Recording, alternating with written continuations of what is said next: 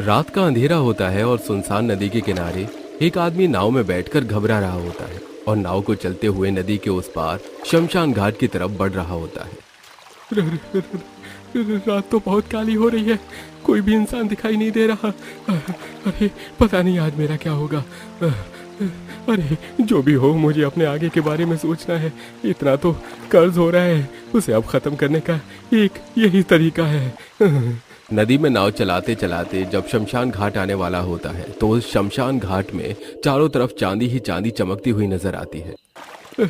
मैं एक बार बस वहां से चांदी लेकर आ जाऊं, फिर तो मेरा सारा कर्जा खत्म हो जाएगा और मेरी किस्मत भी चमक जाएगी इस चांदी की तरह। उमेश नदी पार करके शमशान घाट के पास नाव को रोककर शमशान घाट में आ जाता है, जहां चारों तरफ चांदी ही चांदी नजर आ रही थी और चांदी की कब्रों में से बहुत ही भयानक आवाज आ रही होती है। बलि का बकरा बनने के लिए यहाँ पर आ गए हो। चले जाओ, नहीं तो मौत के घाट उतार दिए जाओगे। भयानक आवाज सुनकर उमेश बहुत ज्यादा घबरा जाता है। हे भगवान, यहाँ तो बहुत ही भयानक आवाज आ रही है। हे ईश्वर, हे प्रभु, मेरी रक्षा करना। एक तरफ उमेश को बहुत डर भी लग रहा था, ऊपर से उमेश को चांदी का लालच भी था। देखते ही देखते उमेश की नजर शमशान घाट में सुंदर सी कब्र पर जाती है जो बहुत ही ज्यादा चमक रही होती है। शमशान घाट में चांदी की कब्र तो देखना मामूली बात है, लेकिन यहाँ तो चांदी की गुफा भी है।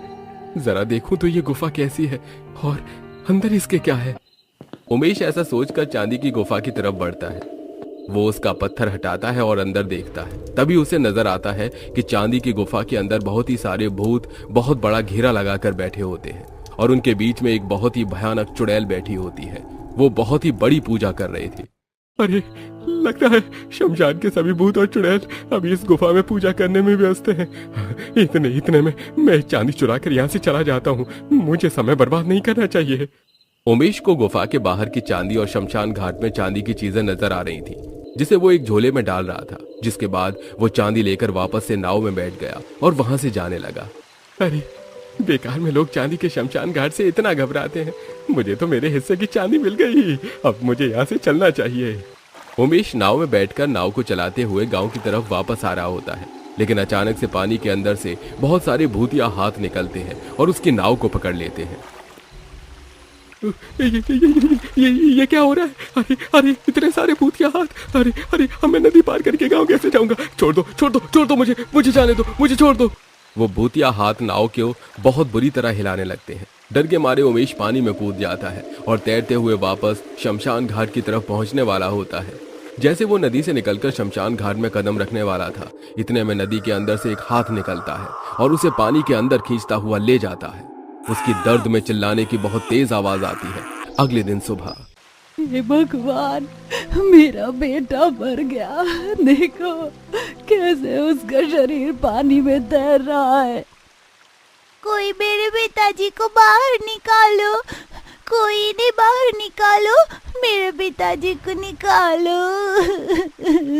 अरे वो भयानक शमशान घाट किसी को नहीं छोड़ेगा, वो सभी को मौत के घाट उतार देगा और उसे ये नदी पार करने की क्या जरूरत थी। ये सिलसिला कई सालों से ऐसे ही चलता आ रहा है। लोग लालच में आकर वहां चले जाते हैं और जो भी वहां जाता है वापस लौट कर नहीं आता। अगर जाता है तो उसका मृत शरीर इस नदी में तैरता हुआ मिलता है। उस दिन के बाद हर रात शमशान घाट की जगह चांदी का शमशान घाट नजर आने लगा। तब से ही ये हादसे शुरू हुए। नदी के उस पार चांदी का शमशान घाट पार करना मना है, फिर भी लोग लालच में अपने आप को रोक नहीं पाते। यहाँ आत्माएं वास करती हैं। उन सभी की सारी बातें अमित नाम का एक आदमी सुनकर अपने मन ही मन सोचता है, ये गांव के लोग तो बहुत ही ज्यादा गवार होते हैं, हर बात का कुछ और ही मतलब निकाल लेते हैं। अरे ये भूत वूत कुछ नहीं होता, बेकार की बातें कर रहे हैं। जो मरता है वो मरकर ऊपर चला जाता है, कोई आत्माएं नहीं भटकती। लेकिन ऐसा क्या है जो नदी के उस पार शमशान घाट में चांदी चमकती है?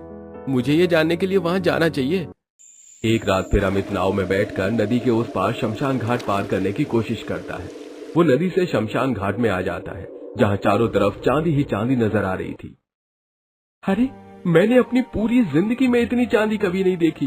अगर इसमें से थोड़ी सी मुझे भी मिल गई तो मैं तो बहुत अमीर हो जाऊंगा।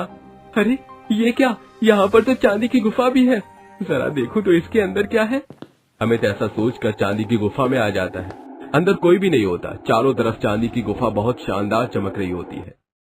एक बार बस मुझे ये सब मिल जाए तो मजा ही आ जाए, फिर तो मेरे जैसा अमीर कोई हो ही नहीं सकता। अमित ऐसा सोच रहा होता है कि इतने में बहुत सारे भूत और चुड़ैल उसे घेरा बनाकर चारों तरफ से घेर लेते हैं।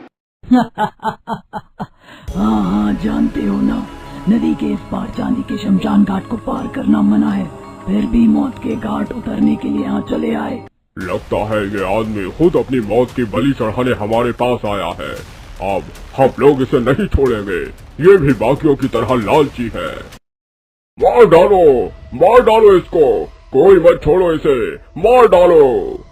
नहीं, मुझे छोड़ दो, मुझे जाने दो, मुझसे बहुत बड़ी गलती हो गई, मैं दोबारा इस शमशान घाट को पार नहीं करूंगा, मुझे जाने दो। हाँ, एक बार जिसने चांदी का शमशान घाट पार किया वो सीधा मौत के घाट उतरा, मार डालो इसे। इतने में सारे भूत और चुड़ैल उसे मिलकर नोच कर खा जाते हैं। उसके शरीर का एक भी अंग नहीं बच पाता। उसे मारने के बाद सभी भूत चुड़ैल आपस में बातें करने लगते हैं। बस एक बार पूरी 101 मौत हो जाए, उसके बाद ये मौत का सिलसिला खत्म हो जाएगा, ये पूरा गांव हमारा होगा।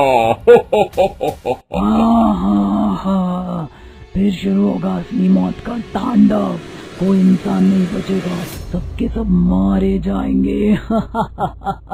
तभी उनके सामने अमित भयानक भूत बनकर प्रकट होता है। मैं भी तुम लोगों के साथ हूँ, इंसानों को मारने में अब मैं भी तुम्हारी मदद करूँगा। एक बार अमावस्या की रात आ जाए और 101 मौत पूरी हो जाए। इस तरह से जो भी मरता है वो उन सभी भूत और चुड़ैलों के साथ शामिल हो जाता है। देखते ही देखते अमावस्या की रात आने में बस एक दिन था और उन सभी भूत और चुड़ैलों ने मिलकर 101 मौत भी अमावस्या वाली रात तक पूरी कर ली थी। आज अमावस्या वाले दिन हमने 101 मौत पूरी कर ली है। इस आदमी को इस नदी में फेंक दो, इस नदी का खून जैसे ही लाल हो जाएगा वो बाहर आ जाएगी।